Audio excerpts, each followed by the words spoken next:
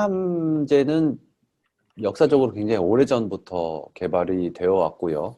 5, 60년 전부터 합성 항암제들이 개발되어 왔고, 1990년대 후반에 이제 항체를 이용한 항암제가 출현하기 시작했습니다. 항암 면역 항체는 항체를 이용한 의약품이긴 하지만 기존의 항체 의약품들이 암을 직접 공격하는 그런 메커니즘을 갖고 있다고 하면 이 항암 면역 항체는 면역을 통한 암세포 제거를 가능케 하는 그런 메커니즘으로 개발된 그런 약이라고 보실 수 있습니다. 다양한 종류의 치료제로 암 치료를 하다가 결국엔 이제 재발이 계속되는 문제가 있습니다. 온몸에 암이 이렇게 퍼져 있고 더 이상 어떤 약으로도 치료가 안 되는 말기암 환자한테 이 CAR-T 치료제를 단 한 번만 투여를 하면 굉장히 좋은 효과가 나오죠. 왼쪽의 그림에서 보시면 치료 전에 이렇게 온몸에 암이 퍼져 있던 것이 빠르면 한 달, 늦어도 3개월 내에 암이 전부 다 이렇게 사라지는 이런 혁신적인 치료 효과를 보여주고 있습니다.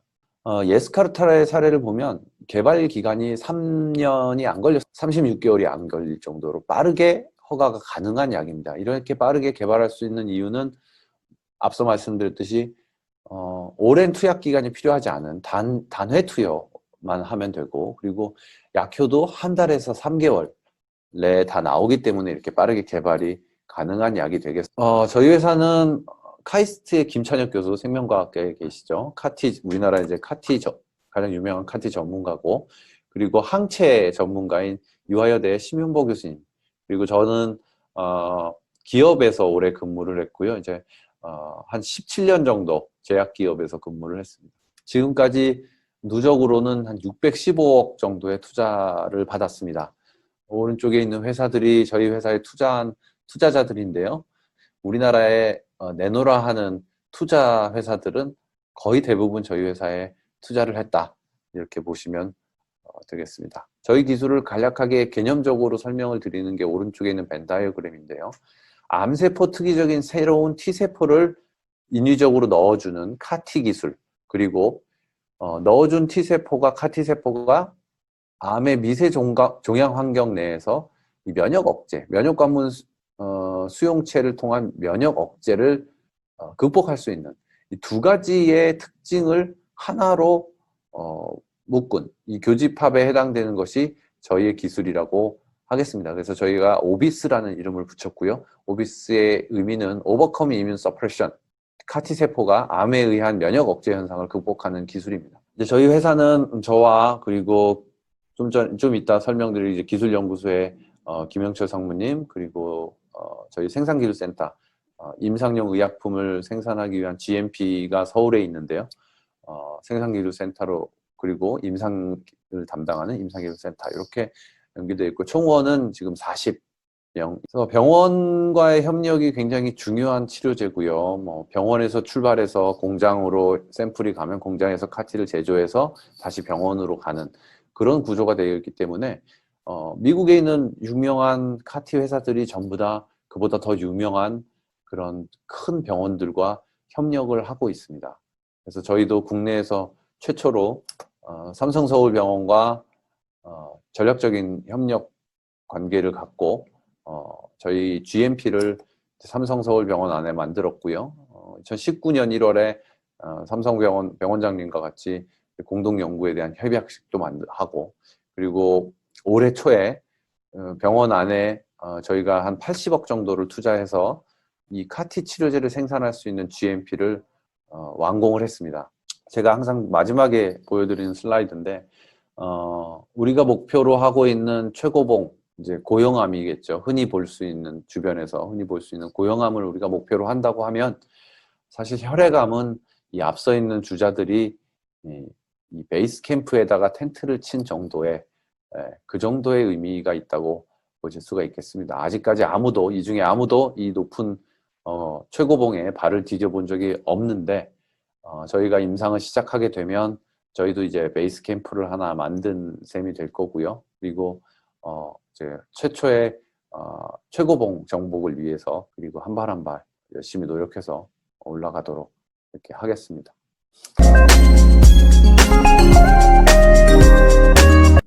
카티를 만들기 위해서는 루카포리스라는 이제 과정을 거치게 됩니다. 백혈구를 추출하는 거죠. 그리고 이제 트랜스덕션이라는 거는 이제 바이러스를 이용한 유전자 전달을 말하는 거죠. 큐로셀 R&D 센터에서 설명을 드리겠습니다. 17명이 아까 구성원이라고 아까 대표님께서 말씀해 주셨고, 이 팀이 3개로 구성되어 있어요. 그래서 디스커버리 팀, 공정개발 팀, 분석법 개발 팀 이렇게 있습니다. 디스커버리 팀은 이제 아까 말씀드렸던 R&D 중에서 R에 해당하는 거죠. 정말로 그 사이언스를 하는 그런 팀이고요. 그다음에 이제 공정개발팀은 주로 하는 일이 이제 CMA랑 CPP를 선정하는 게 되겠죠. 그래서 이걸 하기 위해서 실험 계획법을 많이 씁니다. 그래서 변수가 여러 개이기 때문에 각각의 이제 멀티베리에이트들이 어떻게 각각의 그 CQ에 영향을 주는지에 대해서 연구를 많이 하고요. 그리고 분석법 개발팀은 이제 분석법 개발하고 이걸 밸리데이션 한다고 하는데, 밸리데이션은 이제 그 분석법을 믿을만 하냐라는 걸 보여주는 과정이거든요. 그래서 이런 것들이 밸리데이션 자료를 보통 그 식약처나 이런 데서 많이 요구를 합니다. 그래서 그런 일들을 하게 되고요. 그 다음에 출하 시험에서 이제 기준 및 시험 방법을 설정하게 하는 일을 합니다. 그래서 R&D 센터에서는 뭐 이제 블러드 캔서 저희가 CD19 하고 있는데, 그거 말고도 이제 블러드 캔서에 대해서 오비스 카티를 기술을 적용해서 개발을 계속 할 거고요.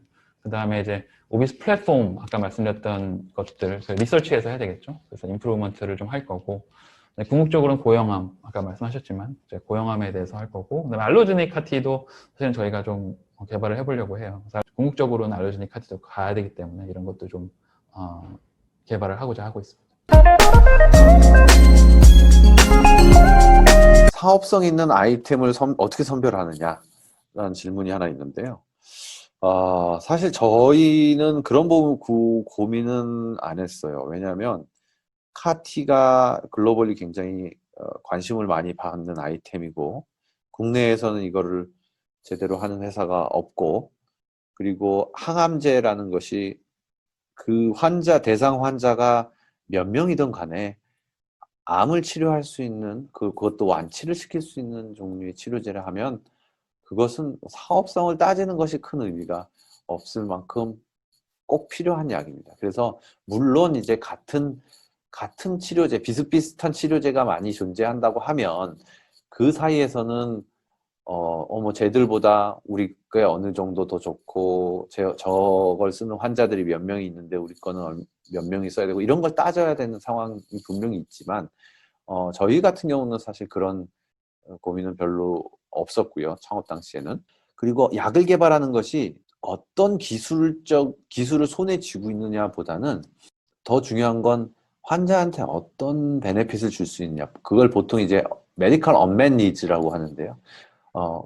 바이오 벤처, 특히 약을 개발하는 이 회사에 투자하는 투자자들도 모든 투자가 성공할 거라고는 생각하지 않아요. 하지만 만약에 이것이 성공했을 때 정말 큰 임팩트가 있는 그런 기술이고, 그런 정말 시급한, 정말 중요한 메디컬 언맷 니즈를 해소할 수 있는 그런 기술이라면 손에 쥐고 있는 데이터보다는 그 사람들이 목표하고 있는 기술적인 목표를 더 크게 보고 투자를 합니다. 그래서 그렇게 생각해 주시면 되고요.